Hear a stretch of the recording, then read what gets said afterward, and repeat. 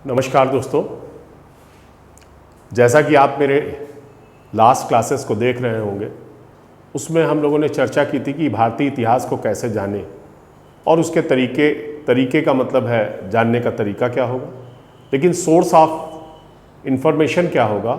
उसमें हमारा एक चरण, एक हिस्सा शेष था।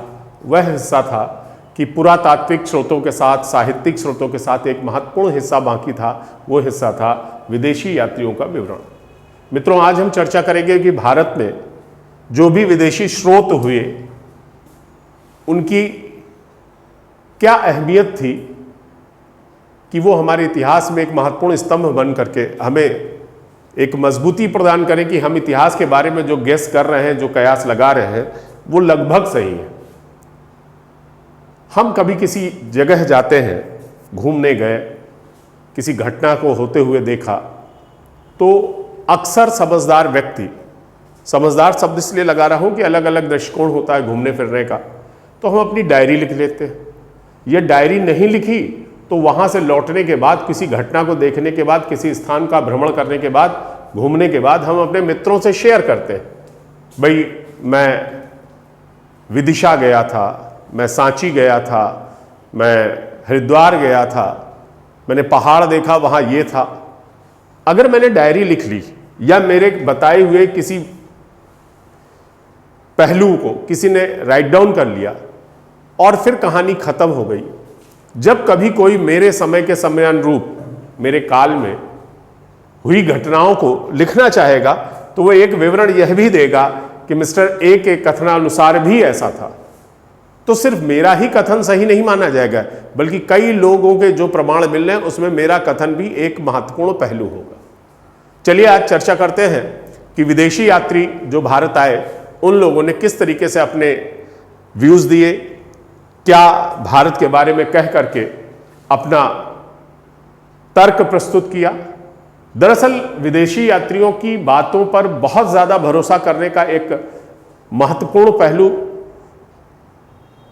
हमें कमजोर करता है, क्योंकि मोटी मोटी सी बात है, कोई भी व्यक्ति हिंदुस्तान में या इस किसी भी सरजमी पर रहेगा तो वहां के सामाजिक ढांचे को जितना चाहेगा, जितना जानने की कोशिश करेगा, सिर्फ उतना जान पाएगा। जैसे मेगस्थनीज को ही ले, उसने कहा कि भारत में 7 जातियां थी, जो वर्ण व्यवस्था में भी कहीं नहीं है, और गुप्त काल में तमाम जातियां हुई, लेकिन 7 नहीं हुई। ठीक है, अब आप बोर्ड पर देखेंगे, इसका स्क्रीनशॉट ले लीजिएगा कि यूनानी, अरब और चीन रोमन यात्री जो मुख्य रूप से भारत आए, उनके जो यात्रा विवरण थे, उनके आधार पर हम अपने इतिहास को भी कहीं ना कहीं स्थापित करते हैं।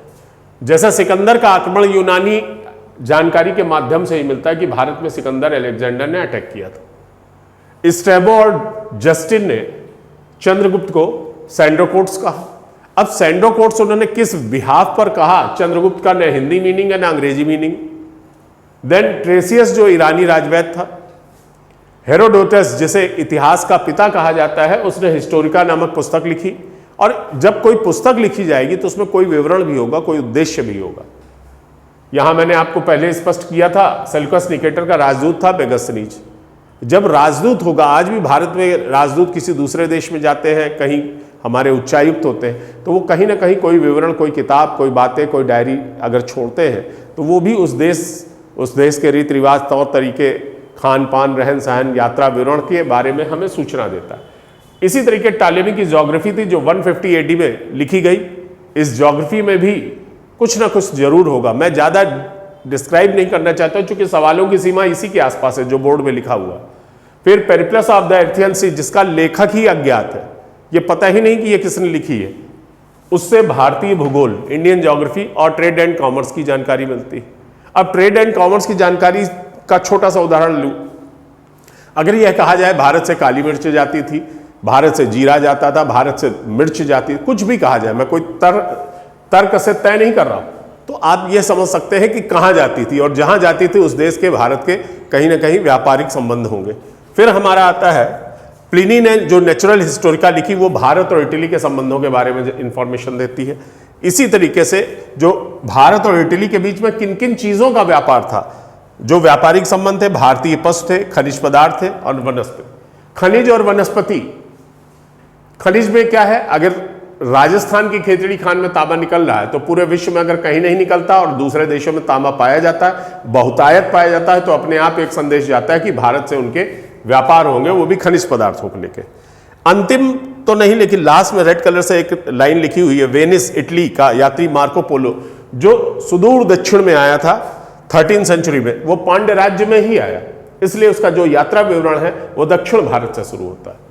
अगर आप ऊपर निगाह करते हैं तो चीनी यात्री ह्वेनसांग जो हर्षवर्धन के समय में आया, 16 वर्ष तक भारत में अलग अलग स्थानों का इसने भ्रमण किया।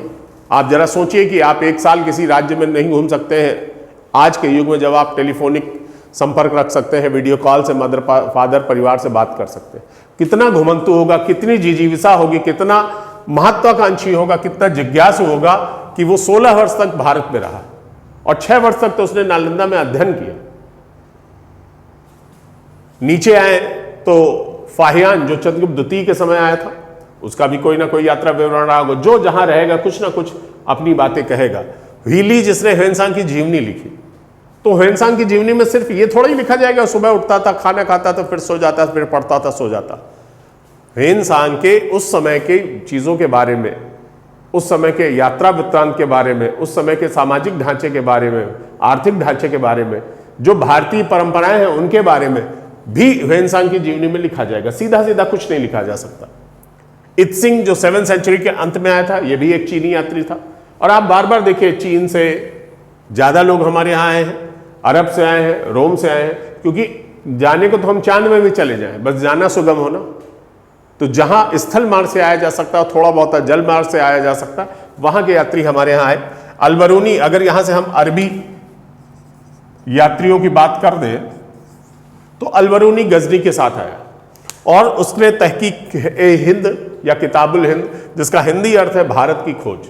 दरअसल अलबरूनी के साथ या सिकंदर के साथ या जो लोग भी यहाँ हैं, उनके साथ जो लोग आए थे, वो यहाँ की चीजों को देखने, जानने, समझने के बाद वापस जाकर के अपने देश के लोगों को वो सब बातें बताना चाहते थे जो उन्होंने यहाँ देखी और पाई। अल मसूदी से जो विवरण मिला उसमें प्रतिहार शासकों के बारे में हमें जानकारी मिलती।